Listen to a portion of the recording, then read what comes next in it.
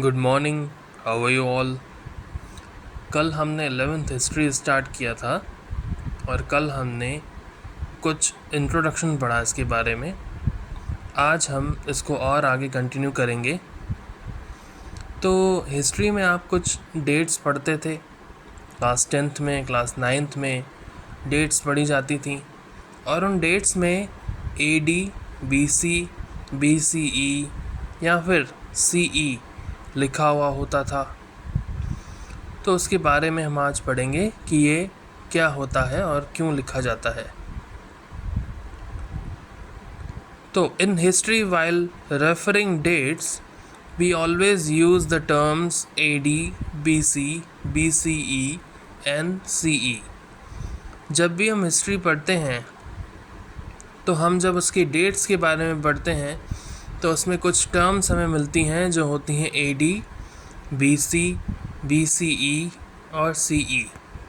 तो अब हमें इन डेट्स के जो एब्रीविएशंस हैं उनको समझना है। To understand it we must understand about the calendar which we use nowadays. इसको समझने के लिए हमें उस कैलेंडर को समझना होगा जो हम आजकल यूज़ करते हैं। देखिए, ह्यूमन सिविलाइजेशन भी इवॉल्व हुई है। जैसे जैसे इवॉल्व हुई है उस तरीके से बहुत सारी चीज़ें चेंज हुई हैं। In the same way calendar और डेट्स को लिखने का तरीका भी चेंज हुआ है। तो आजकल जो कैलेंडर हम यूज़ करते हैं उसे ग्रेगोरियन कैलेंडर कहा जाता है। The calendar which we use nowadays is known as Gregorian calendar, introduced by Pope Gregory XIII in 1582। जो कैलेंडर आजकल हम यूज़ करते हैं वो ग्रेगोरियन कैलेंडर कहलाया जाता है, जिसे इंट्रोड्यूस किया था पोप ग्रेगोरी 13 ने 1582 में।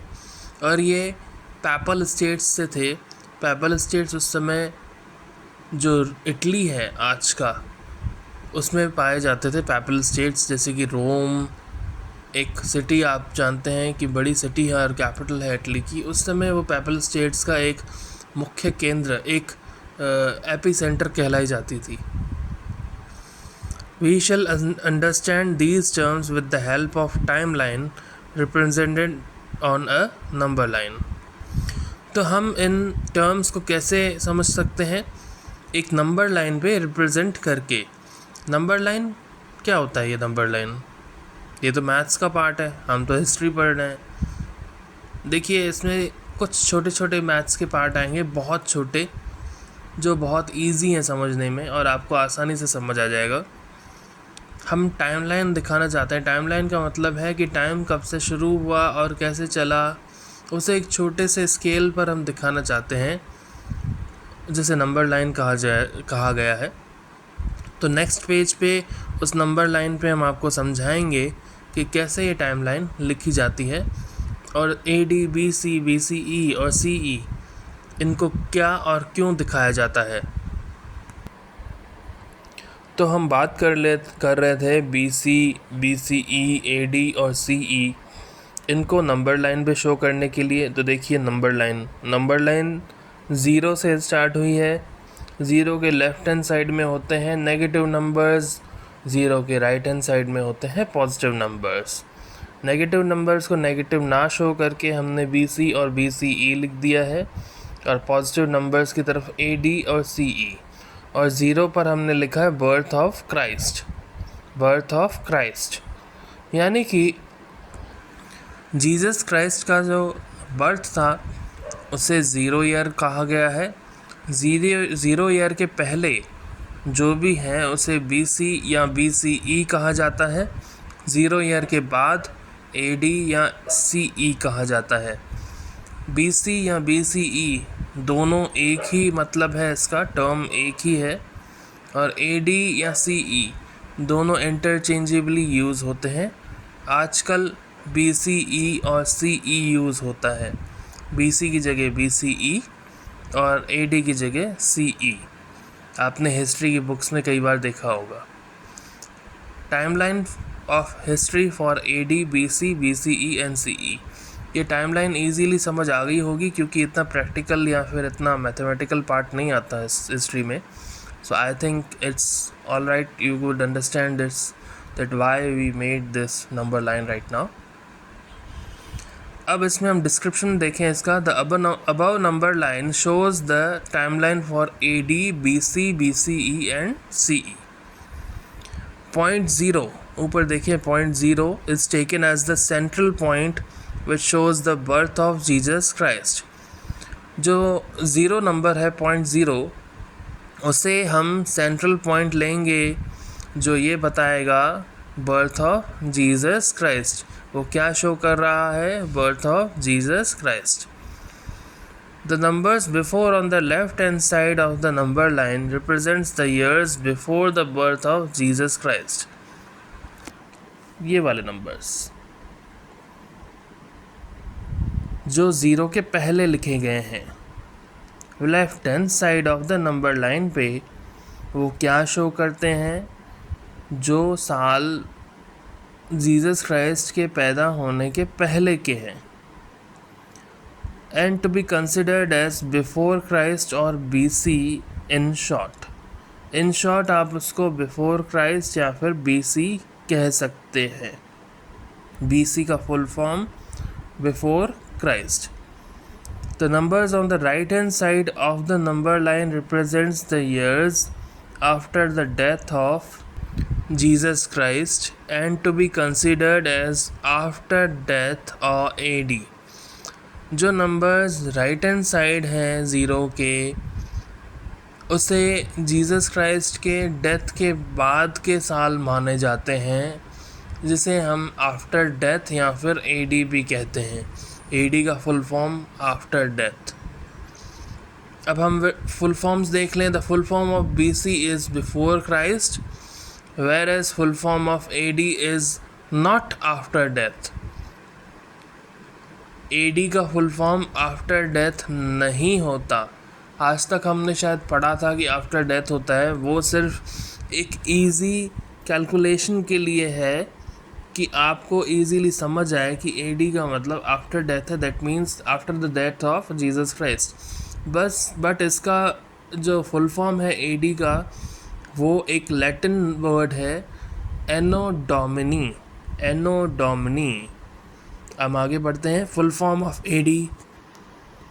Full form of AD means anno domini, which is a Latin phrase which translates to in the year of our Lord। AD का फुल फॉर्म क्या है? AD का फुल फॉर्म है एनो डोमिनी, जो एक लैटिन वर्ड है जो ट्रांसलेट करता है सीधा। इसका मतलब क्या होता है? In the year of our lord, यानी कि जब जीसस क्राइस्ट पैदा हुए थे, ये तब से ही एनो डोमिनी मानता है। That's not after that. इसका मतलब है कि 0 ईयर से लेकर आगे तक, जब तक वो ज़िंदा थे और उसके बाद भी जो भी डेट्स आएंगी उनको AD यानी कि एनो डोमिनी कहा जाएगा। अब आते हैं हम BCE और CE पे। BC और AD तो हमने पढ़ लिए, BCE और CE भी पढ़ेंगे। The terms BCE and CE were introduced as alternatives to provide more religiously neutral way to date historical events। देखिए टर्म्स जो हैं BCE और CE वो इंट्रोड्यूस किए गए थे to provide more religiously neutral way to date historical events। देखिए इसका मतलब क्या है? इसका मतलब ये है कि उस समय में ना कि काफ़ी लोग क्रिश्चियनिटी को फॉलो नहीं करते थे, तो उनका ये कहना था कि why do we follow this as the birth of Jesus Christ and at the death of Jesus Christ, why do we follow this? तो for the sake of neutrality, कि ताकि कोई रिलीजियस उसमें एंगल ना दिखाया जाए, इसीलिए BCE और CE टर्म्स को इंट्रोड्यूस किया गया, जहाँ पे BCE का फुल फॉर्म है बिफोर कॉमन एरा और CE का फुल फॉर्म है कॉमन एरा। तो हम BCE और CE के बारे में पढ़ रहे थे, तो इसलिए मैंने वापस से नंबर लाइन दिखाई। बिफोर कॉमन एरा BC ही है, जो ज़ीरो के लेफ्ट हैंड साइड यानी कि BC बिफोर क्राइस्ट की जगह बिफोर कॉमन एरा ये लिखा जाता है आजकल, और ज़ीरो के राइट हैंड साइड पे AD लिखा जाता है, उसकी जगह पे आजकल कॉमन एरा लिखा जाता है यानी कि CE। यहाँ तक कोई प्रॉब्लम? अब देखिए टाइमलाइन वन जो है 6 million years ago to 1 before common era. MYA जहाँ भी आए, चाहे वो कैपिटल में हो या फिर शॉर्ट में हो, उसका फुल फॉर्म होता है मिलियन ईयर्स अगो। तो इसको हम कैसे रीड करेंगे? 6 million years ago to 1 before common era.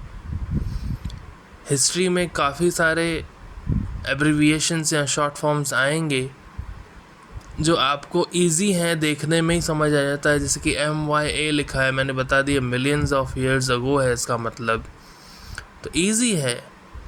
To 1 BCE के बारे में तो हमने अभी भी पढ़ा था, that is before common era, right, before the birth of Jesus Christ, that is known as before common era.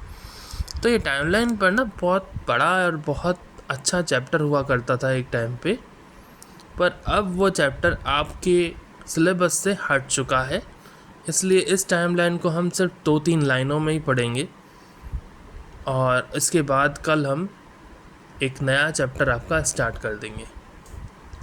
This timeline or period focuses on the emergence of humans and domestication of plants and animals। सबसे पहले इस line को समझो। ये जो timeline, ये जो period है, किस पर फोकस करती है? एमर्जेंस ऑफ ह्यूमंस, यानी कि ह्यूमंस किस तरीके से इवॉल्व हुए। पहले एप्स थे, बंदरों से धीरे धीरे करके वो आज ह्यूमन बींग्स बने हैं। कैसे बने हैं वो सारा इस चैप्टर में पढ़ाया जाता था। And domestication of plants and animals, तो धीरे धीरे जैसे जैसे इवॉल्व होते गए ह्यूमंस, उनका ब्रेन भी इवॉल्व हुआ, they come to know that we can use the plants and animals as to be domesticated, यानी कि अपने घर के कामों के लिए एनिमल्स को यूज़ कर सकते हैं, प्लांट्स को यूज़ कर सकते हैं। प्लांट्स को कैसे यूज़ कर सकते हैं? For medicines, for food, and to grow some of the things, to do agriculture. Animals को कैसे यूज़ कर सकते हैं? एज वेल एज जो फ्लैश या मीट खाते हैं, they can use it. Animals को डोमेस्टिकेट करके उनसे उनका दूध वगैरह यूज़ किया जा सकता है, उनसे फार्मिंग कराई जा सकती है, ग्रेजिंग की जाती है। आगे देखते हैं। It highlights major technological development such as the use of fire, metals, plough, agriculture and the wheel. ये क्या दिखाता था? इस चैप्टर में हम पढ़ते थे कि किस तरीके से बहुत सारे मेजर टेक्नोलॉजिकल डेवलपमेंट्स हुए उस टाइम पे, और फायर का यूज़ कैसे हुआ। फायर का यूज़ सबसे पहले इसी में ही बताया गया था कि कैसे हुआ। मेटल्स को कैसे यूज़ किया जाता था, प्लफ यानी कि खेती बाड़ी कैसे की जाती थी, एग्रीकल्चर वगैरह, और व्हील का भी आविष्कार इसी टाइम पे ही हुआ था। तो हमने आज ये इंट्रोडक्शन ख़त्म किया, जबकि ये चैप्टर आपकी बुक में नहीं है। कुछ चीज़ें समझाने के लिए हिस्ट्री एंड इंट्रोडक्शन मैंने ये चैप्टर बनाया था। अब हम कल एक नया चैप्टर करेंगे जिसका नाम होगा राइटिंग एंड सिटी लाइफ। तब तक के लिए आप ये वीडियो देखिए। इस वीडियो में जितना भी आपको समझाया गया है उसको आप स्क्रीनशॉट लेकर रखें, या फिर स्क्रीन रिकॉर्डिंग लेकर रखें, या फिर मेरी वीडियो चालू करके ही आप अपनी तरफ से रजिस्टर में अपने नोट्स बनाएं। और फिर आपको समझ आएगा, क्योंकि आप अपने हाथों से लिखेंगे नहीं तो आपको नहीं समझ आएगा कि हम पढ़ क्या रहे हैं। आप अपने हाथों से लिखें नोट्स, और आपको कोई प्रॉब्लम आए तो आप फिर पूछें कमेंट सेक्शन में। ठीक है, चलिए गुड बाय, कल मिलते हैं इसी टाइम पे।